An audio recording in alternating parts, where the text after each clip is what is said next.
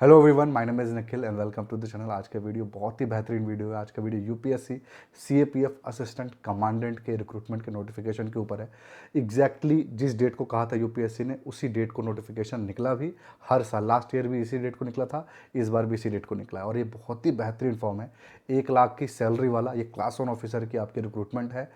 इस नौकरी के थ्रू यानी ये सेंट्रल आर्म्ड पुलिस फोर्स यानी जो पैरामिलिट्री फोर्सेस होते हैं हमारे देश में, जो सेंट्रल गवर्नमेंट के होते हैं, उन फोर्सेस के अंदर आप सबसे टॉप लेवल की पोजीशन पे होगे। असिस्टेंट कमांडेंट की आपकी पोजीशन होगी। आप एक आईपीएस के इक्विवेलेंट होगे। आपके प्रमोशन और कैडर के बारे में बात करें तो बहुत ही कुछ अच्छा है इसके अंदर। मैथ आपका वीक है तो भी यहाँ पे बहुत आपको फ़ायदा मिलेगा, क्योंकि मैथ बहुत कम आता है यहाँ पे। उसके अलावा एग्जामिनेशन का जो प्रोसेस है यूपीएससी के लेवल का नहीं है, लेकिन आपकी नौकरी उसी लेवल की है। तो बहुत कुछ अच्छा है आज के वीडियो में। आइए हम लोग चलते हैं हमारे वीडियो के ऊपर और डिटेल में डिस्कशन करते हैं यूपीएससी सीएपीएफ के बारे में।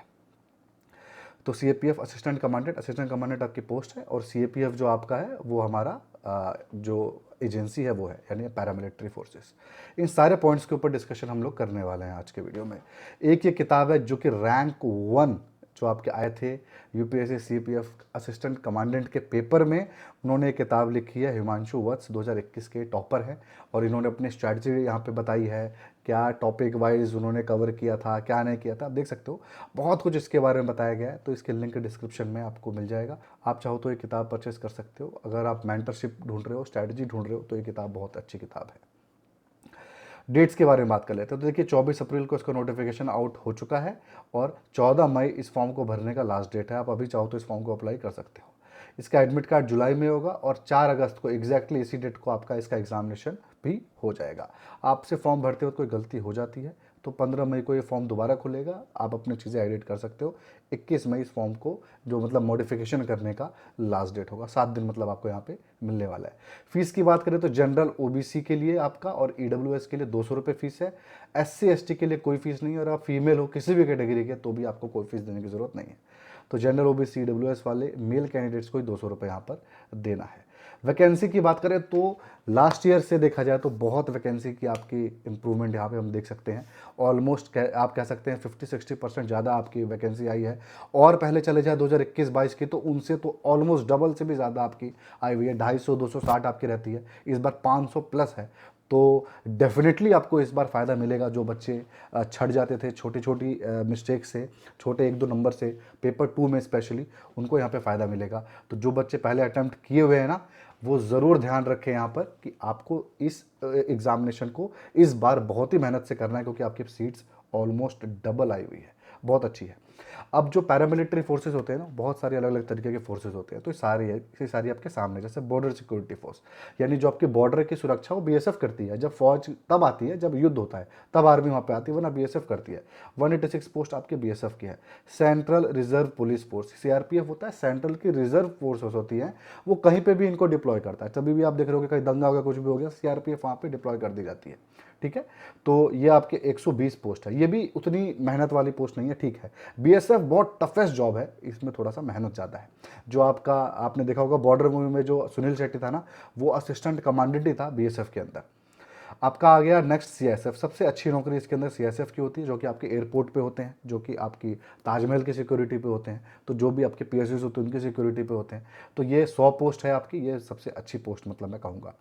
और सबसे टफेस्ट आपके सामने है आईटीबीपी, बहुत टफ है, और 58 आपकी पोस्ट है। पोस्टिंग थोड़ी सी ऑफ रहती है इसके अंदर। उसके बाद आपका एसएसबी, लेकिन आप इन सब के अंदर एक एसपी लेवल का इन्जॉयमेंट ले रहे होगे। तो जितनी ऑफ पोस्टिंग होती है ना, उतनी ज़्यादा पावर भी होती है लोकल चीज़ों के ऊपर भी। तो ये भी एक अच्छी बात है, जिसको अगर ये अच्छा लग रहा हो कहीं आपको, क्या पता इसी चीज़ को लेकर मोटिवेशन हो। तो एसएसबी आपका देखिए सशस्त्र सीमा बल, इसके अंदर भी 42 यहाँ पर पोस्ट है। तो नंबर 1 जो बच्चे अच्छे से तैयारी कर रहे हैं, पहले से कर रहे हैं, वो सीएसएफ को ही अपना प्रेफरेंस डालें, वरना मैं कहूँगा आप सीआरपीएफ को डाल दीजिएगा। पोस्ट भी यहाँ पे ज़्यादा है, और या फिर बीएसएफ को भी डाल सकते हैं। अगर आपको लग रहा होगा भाई मेरा होने का चांस कम है, तो बीएसएफ में ही आप सभी लोग अप्लाई करेंगे। जिनको ये पहला अटैम्प्ट है, नहीं समझ में आ रहा है, तो बीएसएफ को ही अप्लाई करिए आप। ठीक है, मतलब अपनी हायरार्की में नंबर 1 पे रखिए। आप अप्लाई सारों के लिए एक साथ कर सकते हो, हायरार्की में बीएसएफ आपके ऊपर होगा। 10% एक्स सर्विसमैन के लिए टोटल सीट्स यहाँ पे रिजर्व्ड है। आप इस एग्जामिनेशन के लिए मॉक टेस्ट ढूंढ रहे हो, बेस्ट मॉक टेस्ट चाहिए आपको, तो यहाँ पे अवेलेबल है मेरे पास। अब प्रीवियस ईयर पेपर को भी एज अ मॉक टेस्ट दे सकते हो। एज अ मॉक टेस्ट भी बहुत सारा अवेलेबल है। करंट अफेयर्स और आपके सेक्शनल टेस्ट भी यहाँ पे अवेलेबल है मेरी वेबसाइट के ऊपर। मात्र 99 रुपये में आपका सिर्फ यही नहीं, आपका अगर आप यूपीएससी का पैक ले लो तो यूपीएससी के सारे एग्जाम खुल जाएंगे, या फिर आप डिफेंस और पुलिस का पैक ले लो तो डिफेंस की सारी नौकरियां, पुलिस की सारी नौकरियां, पैरामिलिट्री की सारी नौकरियों के आपके मॉक टेस्ट खुल जाएंगे मात्र 99 रुपये में। लिंक डिस्क्रिप्शन में अवेलेबल है novarangil.in। और आपने अगर गलती से मेगा पैक पे क्लिक कर दिया तो 149 रुपीज़ में आपको जितनी भी देश में सरकारी नौकरियां सबके मॉक टेस्ट खुल जाएंगे। तो आप एक बार आप लोग जरूर चेकआउट कर लेना मेरी वेबसाइट को। एलिजिबिलिटी क्राइटेरिया के ऊपर हम लोग आ जाते हैं। तो देखिए नेशनैलिटी आपके सामने है, इंडियन होना चाहिए या फिर नेपाली और भूटानी भी चलेगा आपका। एज लिमिट की यहाँ पे बात करें तो 20 साल से 25 साल तक के बच्चे अप्लाई कर सकते हैं, बस एज लिमिट का ही प्रॉब्लम है, वरना इसको कोई ग्रेजुएट अप्लाई कर सकता है। 20 से 25 साल हो गया, एग्जैक्ट यहाँ पर जो आपका कैलकुलेशन है वो 1 अगस्त 2024 से किया जाएगा। तो इसीलिए यहाँ पे आप देख लो 2 अगस्त 1999 से 1 अगस्त 2004 के बीच में अगर आप पैदा हुए हो तो ही आप यहाँ पे अप्लाई कर सकते हो। एजुकेशन क्वालिफिकेशन के ऊपर देख लेते हैं।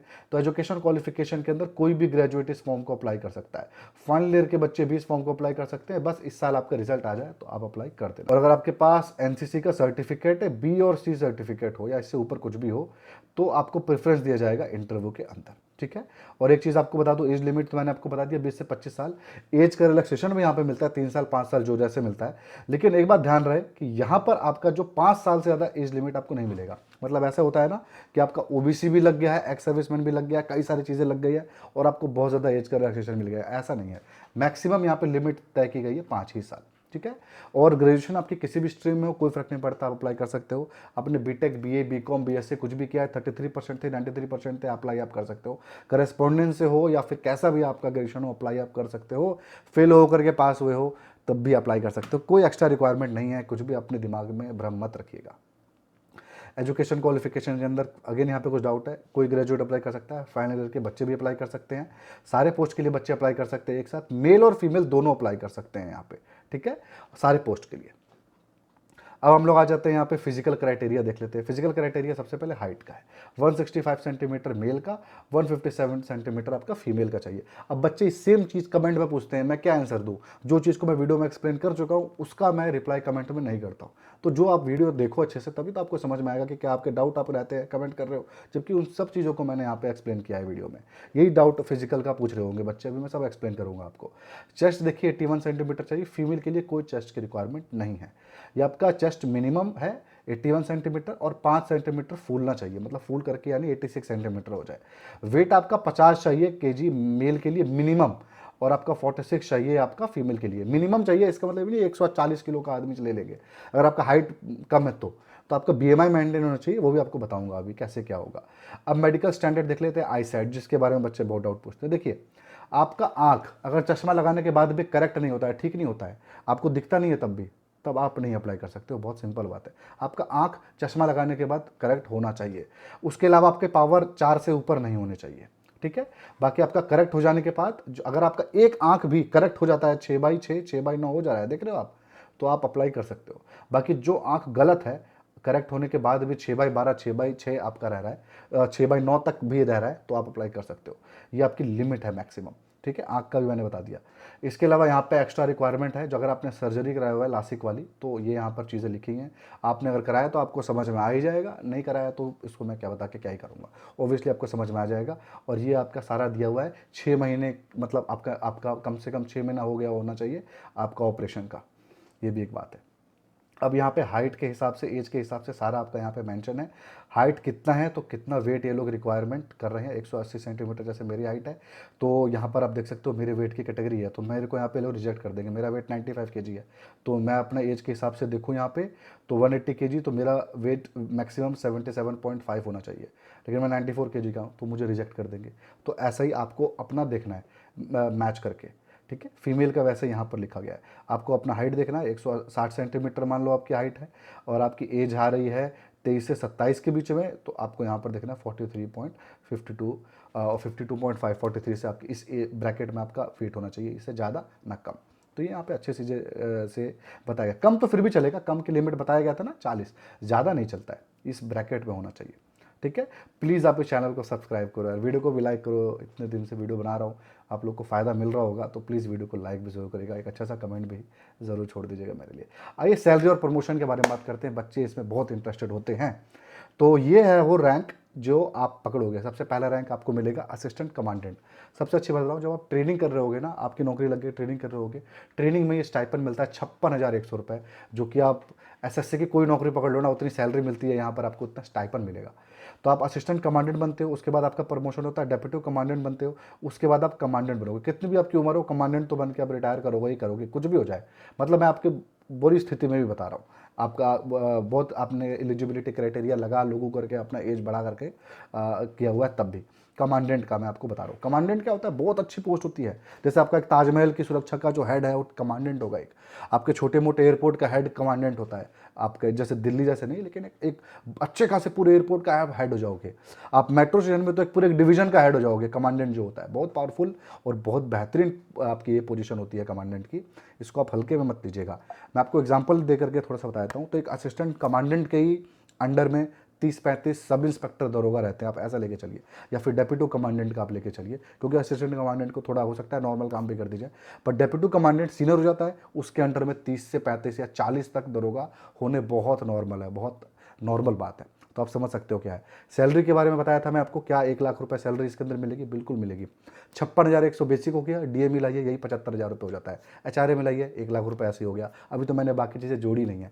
1 लाख से ऊपर सैलरी यहाँ पर आपको मिलेगी इस नौकरी के अंदर।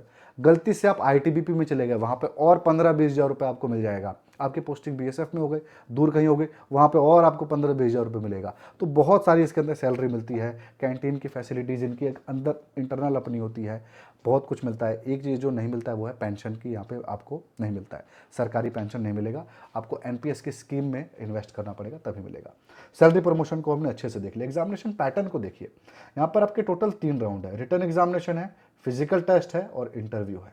रिटर्न एग्जामिनेशन बस एक ही दिन आपका होगा, फिजिकल टेस्ट उसके बाद होगा, और हाँ उसके बाद आपका इंटरव्यू से पहले ये लोग मेडिकल ले लेंगे, बीच में एक मेडिकल होगा, मेडिकल में जो पास होता है उसी का इंटरव्यू लोग लेंगे, ठीक है। रिटर्न में आपका 1/3 नेगेटिव मार्किंग है। रिटर्न आपका पेपर 1 और पेपर 2 दो है, दोनों एक ही दिन आपका होगा, अलग अलग नहीं है, प्री मेंस टाइप का नहीं है, एक ही दिन आपका होगा। 200 आपके क्वेश्चन होंगे और 250 मार्क्स का पेपर होगा, 2 घंटा 120 मिनट मिलेगा, एमसीक्यू होगा आपका। ये आपका हो गया पेपर 1। पेपर 2 में आपके 6 क्वेश्चन होंगे, मतलब 6 टाइप के क्वेश्चन होंगे। क्वेश्चन तो कई सारे होते हैं इसके अंदर, मैं आपको दिखाऊंगा अभी। ये डिस्क्रिप्टिव होगा, यानी आपको लिखना पड़ेगा पेन पेपर से उठा करके। 3 घंटे का पेपर होगा, इसका आपका 200 मार्क्स का यहाँ पे पेपर है, ठीक है। आप पेपर देने जाओगे सुबह सुबह 10 बजे आपका पेपर होगा, 10 से 12 आपका पेपर 1 होगा, 2 घंटा आराम करने को मिलेगा, उसके बाद 2 से 5 आपका पेपर 2 होगा। जो बच्चे ईपीएफओ का पेपर दिए हैं उनको समझ में आ गया होगा, इस तरीके से उनका भी पेपर हुआ था। 6 अगस्त को आपका इसका एग्जामिनेशन डेट है। यहाँ पे आ जाइए, पेपर 1 पेपर 2 आपको दिखा दिया। पेपर 1 में देखिए क्या है, जनरल एबिलिटी एंड इंटेलिजेंस के अंदर है, इसके अंदर 6 टॉपिक है टोटल, अभी बताऊंगा कौन कौन से हैं। और यहाँ पर जनरल स्टडीज और इंग्लिश का आपका टॉपिक है, ये 200 मार्क्स का, 150 मार्क्स का आपका इंग्लिश है। तो ये आपके सामने है, 450 नंबर का ये है और 150 नंबर का आपका ये है। तो आइए हम लोग देख लेते हैं पेपर 1 के अंदर जो हमारे टॉपिक्स थे वो कौन कौन से हैं। तो पेपर 1 के अंदर देखिए हमारे 6 टॉपिक्स थे, मैंने बताया था। जनरल मेंटल एबिलिटी, यानी होगा आपका रीजनिंग और क्वांट, दोनों इकट्ठा इसके अंदर यहाँ पर दिया गया है। बहुत सारे क्वेश्चंस नहीं आते हैं, नॉर्मल क्वेश्चंस आते हैं। मैथ आप अगर आप छोड़ भी दो, मैं आपको अपनी तरफ से बताता हूँ, मैथ आप छोड़ दो, 0 पढ़ के जाओ तभी भी आप पास हो जाओगे। कट ऑफ बहुत हाई नहीं जाता इसके अंदर, पेपर का लेवल है थोड़ा सा, टफनेस ज़्यादा है इसके अंदर, ठीक है। रीजनिंग आपका क्या बैंक पीओ के लेवल का है, नहीं, उससे आसान आता है आपका। आप ये समझ के चलिए एसएससी सीजीएल का नॉन वर्बल पार्ट और बैंक क्लर्क का वर्बल पार्ट को मिला करके आपका ये पेपर बनता है। जनरल साइंस उसके बाद आपका टॉपिक है, उसके बाद current event and national international importance है, उसके बाद इंडियन पॉलिटी एंड इकोनॉमी है, हिस्ट्री ऑफ इंडिया है, उसके बाद इंडिया एंड वर्क ज्योग्राफी है, इंडिया एंड वर्ल्ड ज्योग्राफी है। तो ये सारे टॉपिक्स आप देख सकते हो, पॉलिटी, हिस्ट्री और ज्योग्राफी। इसके लिए आपको स्पेसिफिक बुक भी परचेस करनी पड़ेगी, अलग से सिंगल किताब भी परचेस करना पड़ेगा। सबकी लिंक मैं आपको दे दूंगा डिस्क्रिप्शन में। यूपीएससी वाले अगर आप बच्चे हो तो आपको पहले से ही पता होगा इनके बारे में, ठीक है। पेपर 2 पे आ जाते हैं, हो गया हमारा पेपर 1। देख लिया ना आपने 6 टॉपिक, इसका स्क्रीनशॉट भी ले सकते हो, वरना आप टेलीग्राम पे मुझे फॉलो कर लो, नोर निखिल सर्च करके, ये आपको पीडीएफ वहीं पे मिल जाएगी। यहाँ पर देखिए आपका जनरल स्टडीज और ऐसे के यहाँ 2 क्वेश्चन होंगे, 2 टाइप ऑफ क्वेश्चन होंगे, इंग्लिश के आपके 4 होंगे। ये आपका पार्ट इंग्लिश हिंदी दोनों ही भाषाओं में अवेलेबल होगा, आप लिख भी सकते हो हिंदी में अपना आंसर, बट ये पार्ट आपको सिर्फ और सिर्फ इंग्लिश में लिखना है। 1 घंटा यहाँ मिलेगा, 2 घंटा यहाँ मिलेगा, 80 मार्क्स का ये है, 120 मार्क्स का है, ये इकट्ठा ही मिलेगा, अलग अलग से आपको नहीं मिलेगा, ठीक है। अब ये रहा आपके सामने पेपर 2 पार्ट ए, यानी ये वाला जो मैंने आपको बताया इसी को पार्ट ए बोल रहे हैं, और पार्ट बी यानी आपका ये वाला हो गया, ठीक है। सेम चीज़ यहाँ पे स्क्रीनशॉट मैंने लगा दिया है नोटिफिकेशन का। एग्जाम्पल आपके सामने है, 80 नंबर का 4 क्वेश्चन आपको अटेम्प्ट करना है, 20 नंबर का एक क्वेश्चन है, और यहाँ पर आपके टोटल 6 दिए हुए हैं, और इन 6 में से आपको किसी 4 के ऊपर ऐसे लिखना है। जैसे ये लिखा हुआ है, earth is not for humans only, ये आपका टॉपिक है, इसके ऊपर आपको 300 वर्ड्स का पूरा ऐसे लिखना है। इसके अंदर आपका नॉलेज दिखना चाहिए, आपका पॉइंट ऑफ व्यू दिखना चाहिए, हर एक चीज़ क्लियरली दिखनी चाहिए। ये ऐसे का आपका क्वेश्चन है, 6 में से 4 अटैम्प्ट करना है, 80 नंबर का है। तो ये आपका पेपर का एग्जाम्पल मैंने लगा दिया है। प्रीवियस ईयर के पेपर भी मैं आपको दे दूंगा। फिजिकल एग्जाम के यहाँ पर हम लोग बात करें तो आपके सामने ये देख लीजिए, फिजिकल एग्जाम होगा। 100 मीटर की रेस भागनी है मेल को 16 सेकंड में, फीमेल को 18 सेकंड में। 800 मीटर की रेस भागनी है 3 मिनट 45 सेकंड में मेल को, 4 मिनट 45 सेकंड्स में फीमेल को। लॉन्ग जंप करना है 3.5 मीटर 3 चांस में, 3 मीटर फीमेल को करना है 3 चांस में। शॉर्ट पुट 7.5 किलो 4.5 मीटर लड़कों को फेंकना है, लड़कियों को वो भी नहीं फेंकना है। अब आपको रेलवे का याद आ रहा होगा नोटिफिकेशन, कितना ज़्यादा था। एक तो 1600 मीटर भागना था और टाइमिंग इसी रेशियो में दी हुई थी, वो बहुत टफ था। ये भी 14 फीट कूदना था। मैं आपको बता रहा था कि उसका बहुत फिजिकल टफ है, यूपीएससी वालों का थोड़ा आसान रहता है। इसके बाद आपका इंटरव्यू होगा 150 मार्क्स का, पहले मेडिकल, फिर उसके बाद आपका इंटरव्यू होगा 150 मार्क्स का। आपका जो आपका मेरिट है वो सारा रिटर्न और ये इंटरव्यू हर एक चीज़ को मिला करके आपका बनेगा, ठीक है। डिस्क्रिप्टिव भी हर एक चीज़ को मिला करके आपका मेरिट बनेगा, कुछ भी इसमें मेरिट से बाहर नहीं है। किताब के बारे में बात करते हैं, सिंगल किताब कौन सी है इस एग्जामिनेशन को क्रैक करने के लिए। तो देखिए, आपको मेंटरशिप वाली किताब बताई थी मैंने। अगर आपको बुक से ज़्यादा चीज़ें समझ में आती हैं, ज़्यादा अच्छे से आप ग्रैस्प कर पाते हो, तो आप उस बुक को ले लो, ठीक है। वरना आप कमेंट करोगे तो मैं खुद भी एक स्ट्रैटेजी वीडियो बना दूंगा इस एग्जामिनेशन को लेकर के। वरना आप आपके सामने दिखाता हूँ एक चीज़। असिस्टेंट कमांडेंट जीएस पेपर 1 के लिए आपकी ये किताब है, जीएस पेपर 2 के लिए आपकी ये किताब है। दोनों ही किताब काफ़ी ठीक है। अगर आप न्यू हो तो आप इन किताब को परचेस कर सकते हो। किसके लिए बताता हूँ, न्यू हो तो आप इन किताब को परचेस कर लो। दूसरा, अगर आप यूपीएससी के स्टूडेंट हो तो आप सेकंड वाली किताब तो भूल जाओ, फर्स्ट वाली किताब परचेस कर लो पेपर 1 के लिए। तीसरा, आपको जनरल स्टडीज़ का सॉर्टेड है किताब है, तो आप पेपर 2 परचेस मत करो और पेपर 1 की किताब आप यहाँ पे ये परचेस कर लो। पेपर 1 तो मुझे लग रहा है ज़रूर परचेस कर लेना, क्योंकि ज़्यादातर बच्चों का क्लियर नहीं होगा और इस किताब में अच्छे से क्लियर किया हुआ है। पेपर 2 के लिए मैं आपको कहूँगा, अगर आप न्यू हो तो आप पेपर 2 परचेस करो, ये वाली किताब पेपर 2 के लिए। दूसरा, आपके पास टाइम क्योंकि कम है, आपको जल्दी पढ़ना है, तो भी आप इस किताब को परचेस कर सकते हो। तीसरा, आप प्रैक्टिस करने वाले बच्चे हो, अच्छे खासे मॉक टेस्ट अटेम्प्ट कर सकते हो, तो भी फिर आप इस किताब से पढ़ाई कर लो और उसके बाद लगातार प्रीवियस ईयर पेपर्स और मॉक टेस्ट देते रह जाओ, ठीक है। प्रीवियस ईयर पेपर्स तो आपको बहुत सारे देने पड़ेंगे इसके अंदर। तो ये होगी 2 किताब जो सिंगल गाइड है। उसके बाद आप ये 12 साल का प्रीवियस ईयर पेपर्स, आप ये किताब भी परचेस कर सकते हो, बहुत अच्छी किताब है। इसके अंदर आपके 5 प्रैक्टिस सेट भी दिए गए हैं और 12 साल के आपके क्वेश्चन भी यहाँ पे पेपर्स दिए गए हैं। तो इसके अंदर आपका सॉर्टेड हो जाएगा गाइड, और ये आप ले लोगे तो, ठीक है। पेपर 1 और पेपर 2 दोनों इसके अंदर कवर है। इसकी भी लिंक मैं आपको डिस्क्रिप्शन में दे दूंगा। और मेंटरशिप वाली किताब के बारे में मैंने आपको बता दिया था। रैंक 1 ने अपना भाई स्ट्रैटेजी शेयर किया, मेंटरशिप की है। इस किताब को आप परचेस करना चाहो तो लिंक डिस्क्रिप्शन में अवेलेबल है। अब हम लोग सिंगल किताब के बारे में आ जाते हैं कि सर सिंगल किताब बताओ, मुझे यूपीएससी के बहुत सारे एग्जामिनेशन क्रैक करने हैं या फिर और भी बहुत एग्जामिनेशन क्रैक करने हैं। तो देखिए, आप शॉर्टकट इन रीजनिंग किताब परचेस कर लीजिए, मेरी बात मानिए, बेहतरीन किताब है, परचेस कर लीजिए। उसके बाद वर्बल नॉन वर्बल ये भी परचेस कर सकते हैं, लेकिन आप बैंकिंग वाले बच्चे नहीं हैं तो इसको देख करके आंख से आंसू आ जाएंगे। इस किताब की मोटाई देख करके मत परचेस करना, इसको परचेस कर लेना। वरना एसेंशियल रीजनिंग भी किताब आती है, वो भी बहुत अच्छी किताब है। इसके अलावा क्वांट के लिए आपका फास्टर अर्थमेटिक से काम चल जाएगा, बहुत ट्रिक्स दिए हुए हैं। वरना एसेंशियल क्वांट आते हैं दिशा पब्लिकेशन की, वो भी अच्छी किताब है। कंप्यूटर के लिए किताब 1-2 क्वेश्चन आते हैं, ज़्यादा नहीं आते हैं आपके। इंग्लिश के लिए 2 किताब है, दोनों ही अच्छी किताबें हैं, कोई भी परचेस कर सकते हो। अरिहंत की आपकी ऑब्जेक्टिव और एसेंशियल इंग्लिश आपकी दिशा की, ठीक है। ये एसपी बख्शी की है और ये आपकी रश्मि सिंह की है। आप दोनों ही किताब को परचेस कर सकते हो, जो सस्ती होगी परचेस कर लेना, दोनों ही अच्छी किताबें हैं। आपका बेसिक के लिए आप एक लूसेंट परचेस कर लो, क्योंकि मैं हर वीडियो में कहता हूँ इसको परचेस करने के लिए, तो आप ये कर सकते हो। हालांकि इस एग्जामिनेशन में बहुत इंपॉर्टेंस नहीं है, यहाँ लेवल बहुत ऊपर आता है, लूसेंट से सिर्फ काम नहीं चलेगा, ठीक है। किससे काम चलेगा बताता हूँ। ये आपको किताब पढ़नी पड़ेगी हिस्ट्री के लिए, स्पेक्ट्रम की किताब है, मॉडर्न इंडिया, इससे आपका मॉडर्न हिस्ट्री कवर हो जाएगा।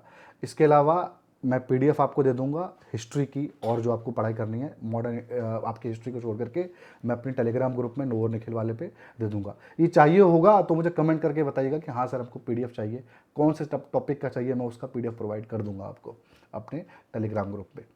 उसके बाद आप इंडियन पॉलिटी, ये पुरानी वाली किताब लगा दी है फोटो, ये नई वाली किताब इसकी आई है पिंक कलर की, आप इसको तो डेफिनेटली परचेस कर ही लेना, इसको मत छोड़ना, इसका कोई सब्सटीट्यूट नहीं है आपके पास, इसको आप डेफिनेटली परचेस कर लेना। एम लक्ष्मीकांत बहुत अच्छी किताब है। सब्सटीट्यूट क्यों नहीं है, बहुत सब्सटीट्यूट है वैसे, पढ़ने के लिए बहुत चीज़ें पढ़ सकते हो, बट यही है one of the best. Syllabus देखिए आपके सामने है यहाँ पर। हाँ, ज्योग्राफी के लिए भी मैं कह रहा हूँ, मैं आपको पीडीएफ दे दूंगा ज्योग्राफी के लिए भी, और आपके जो टॉपिक्स अदर्स बचेंगे उसके लिए भी मैं आपको दे दूंगा।